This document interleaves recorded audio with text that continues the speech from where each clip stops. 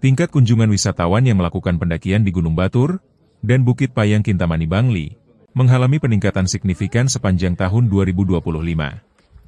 Tercatat 73.619 wisatawan melakukan pendakian selama periode Januari hingga Desember akhir tahun lalu. Banyaknya pendaki pemula yang ingin mencoba suasana baru dalam menikmati liburan, diduga sebagai salah satu pemicu naiknya jumlah pendaki tersebut. Kepala KPHK Kintamani Balai KSDA Bali, Made Budiatnyana Putra menerangkan, dari total keseluruhan wisatawan yang mendaki tersebut, 4.942 orang merupakan wisatawan asing, sementara 68.677 orang lainnya merupakan wisatawan Nusantara, alias wisatawan domestik. Wayan Antarini, Denpost.